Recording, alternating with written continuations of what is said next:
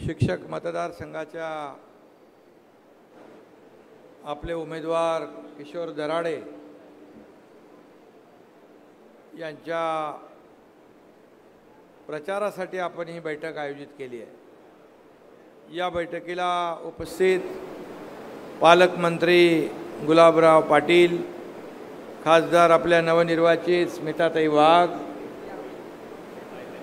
आमदार राजूमामा भोळे, आमदार चंद्रकांत पाटील, आमदार लताताई सोनवणे, आमदार मंगेशदादा चव्हाण, चंद्रकांत सोनवणे, चंदुबाई रघुवंशी, निलेश पाटील, अमोल चिमनराव पाटील, उज्ज्वला बेंडाळे, अमोल जावळे, सतीश महाले, करीम सालार आणि गरुड आणि व्यासपीठावरील संस्थांचे संस्थाचालक आणि उपस्थित सर्व,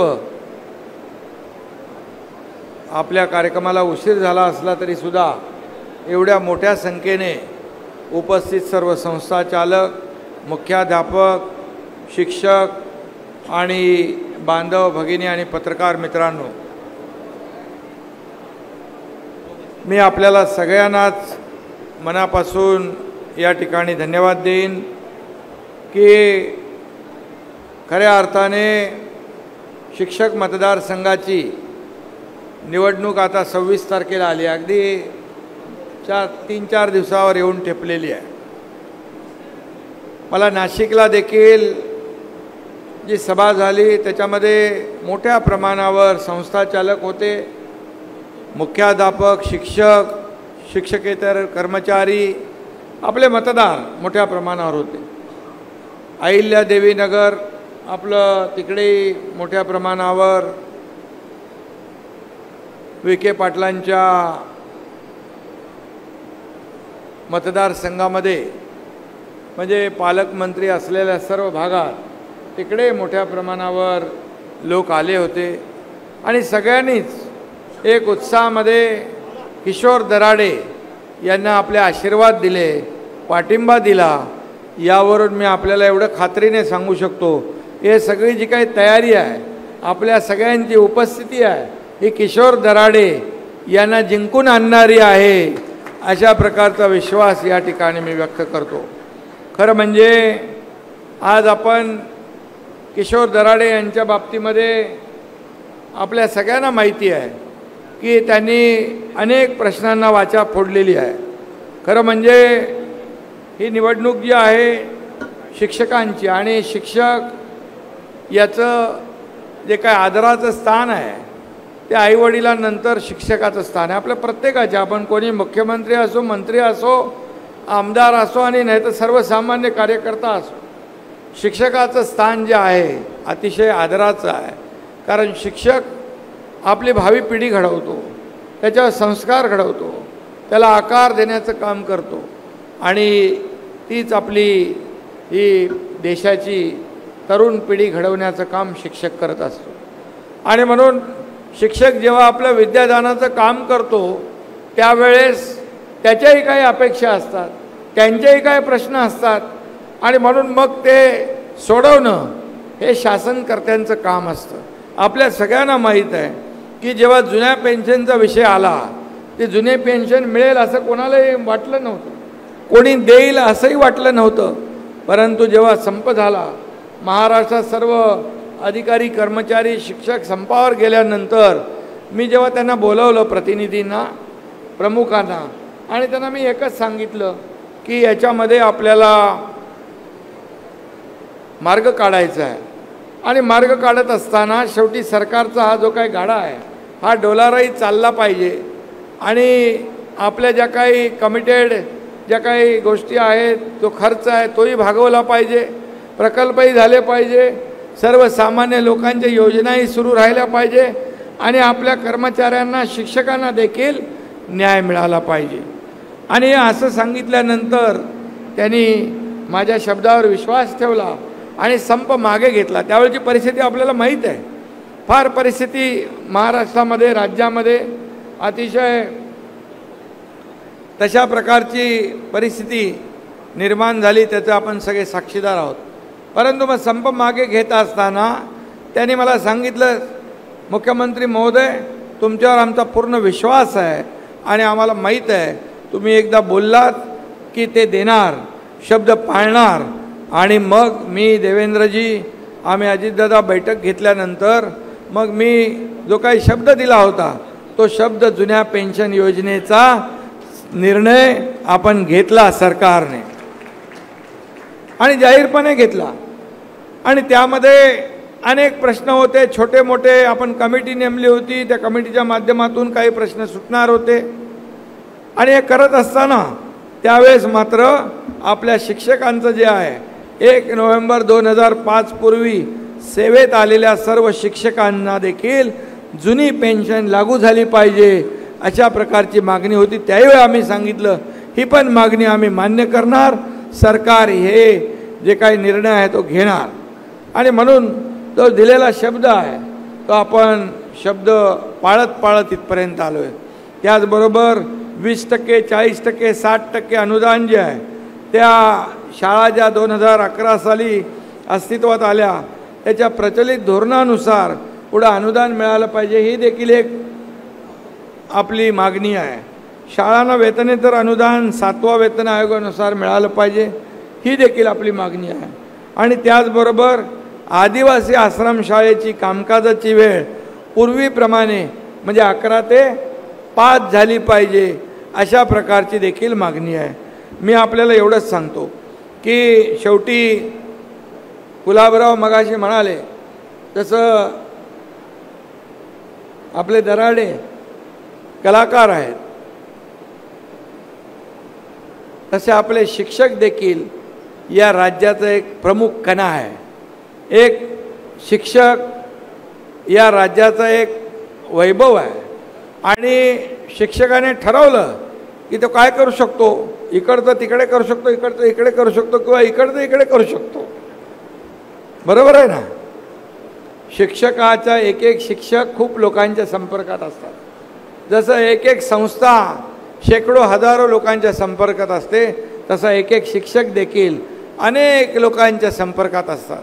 आणि मग ते सरकारच्या कामाच्या बद्दल, सरकारचं जे काही काम आहे त्याचं जे सरकारचं बद्दल जे मत निर्माण करण्याचं काम देखील शिक्षक करत असतात.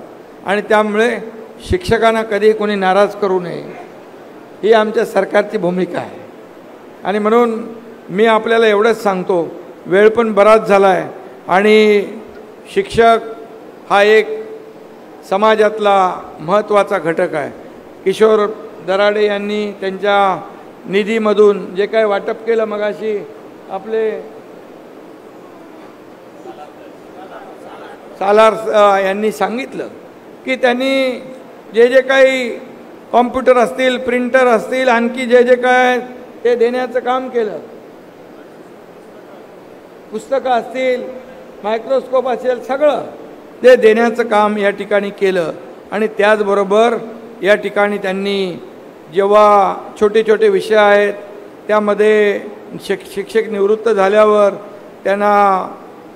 त्यांचा सन्मान झाला पाहिजे यासाठी देखील अनेक प्रयत्न केले. शासनाने मंजूर केलेली नवीन कंत्राटी शिक्षक भरती रद्द करण्यासाठी देखील त्यांनी पाठपुरावा केला. प्रलंबित वैद्यकीय अर्जित रजा जी आहे, फरक बिलं, वेतन आयोग हप्ता, यासाठी हे छोटे छोटे विषय आहेत परंतु शिक्षकांसाठी महत्त्वाचे आहेत. त्याला तळमळीने यांनी पाठपुरावा केला.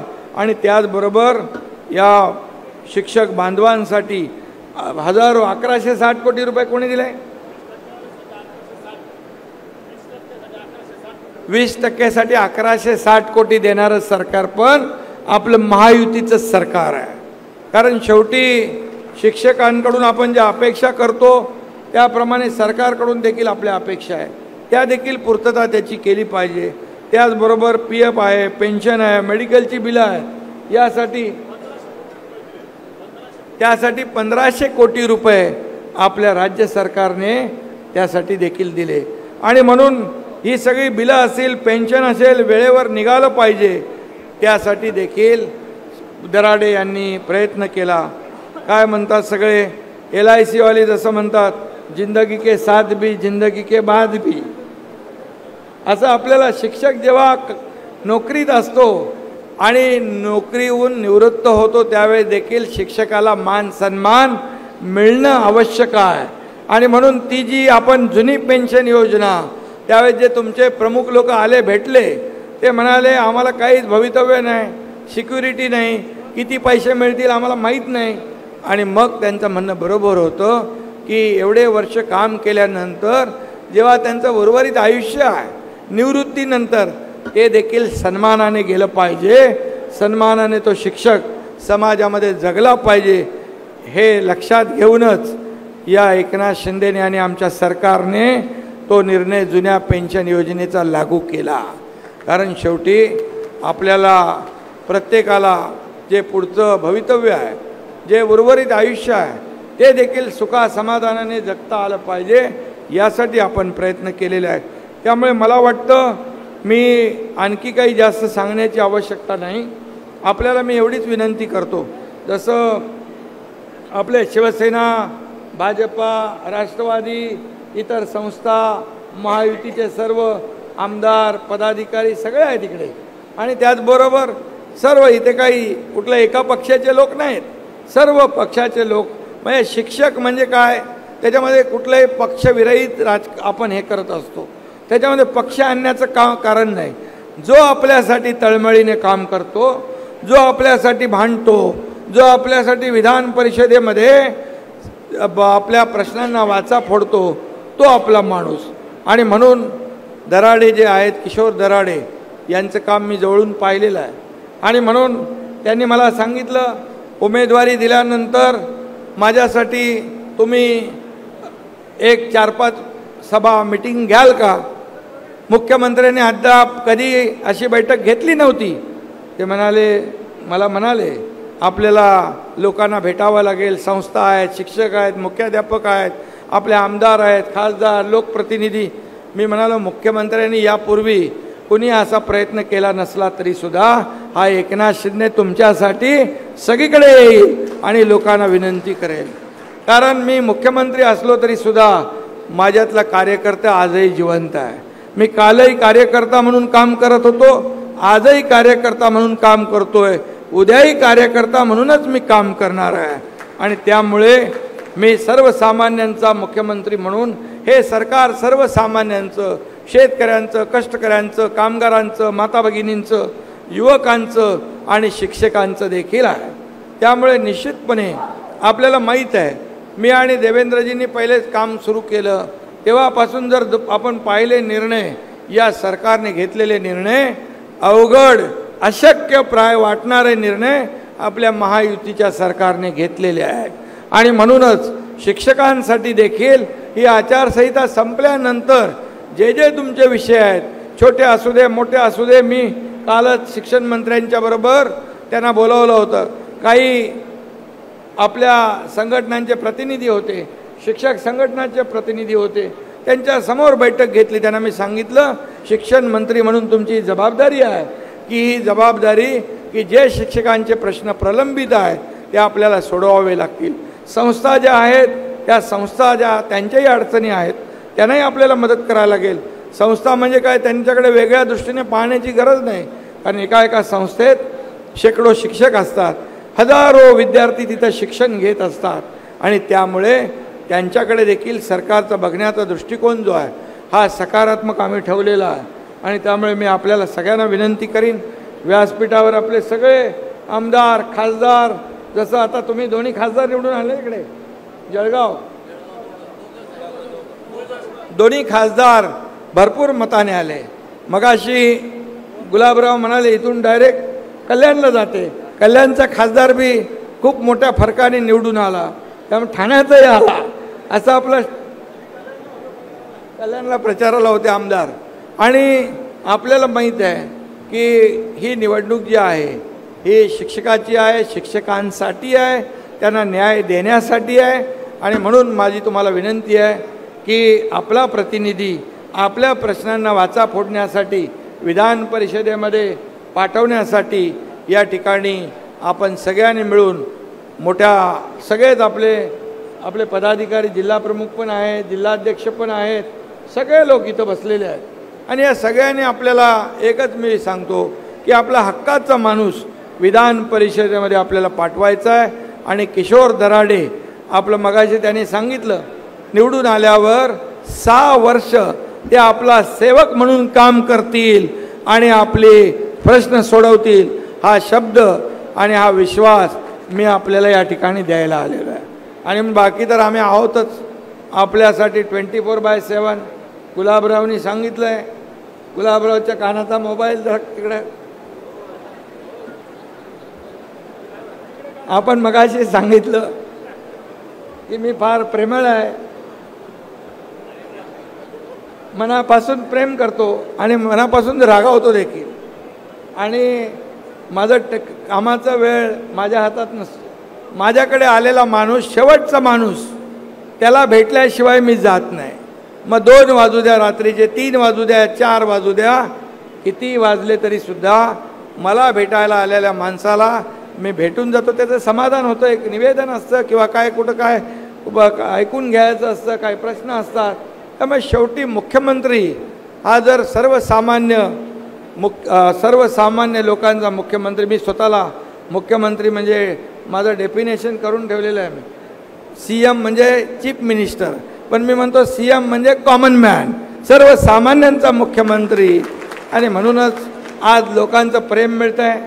आज मी आपल्याला सांगतो जिकडे जातो तिकडे लोक मोठ्या हसतमुखाने, प्रसन्न मुद्रेने, मोठ्या मनाने स्वागत करतात. हीच आपली कामाची पोच पावते. बाकी काय, शेवटी आपण जे आपल्याला अधिकार आहेत हे अधिकार सर्वसामान्य जनतेच्या हितासाठी वापरले पाहिजे, या राज्याच्या विकासासाठी वापरले पाहिजे, या राज्याच्या प्रगतीसाठी वापरले पाहिजे. आणि या राज्यातल्या प्रत्येक घटकाला आपण न्याय दिला पाहिजे, ही माझी भूमिका आहे. आणि म्हणून मी आपल्याला पुन्हा एकदा विनंती करीन, 26 तारखेला किशोर दराडे यांचा नंबर 1ला नाव आहे. किती उमेदवार होते? कट किती झाले? म्हणजे 47 उमेदवार होते, आता 21 आहेत. आणि 21मध्ये 1 नंबर लागला आहे, याचा अर्थ आपण लक्षात ठेवा. किशोर दराडे लकी आहेत आणि आपल्या सगळ्यांच्या आशीर्वादाने त्यांना निवडून आपण आणा आणि त्यांना कामाची संधी द्या, एवढीच विनंती करतो. धन्यवाद. जय हिंद, जय महाराष्ट्र. ABP माझा, उघडा डोळे बघा नीट.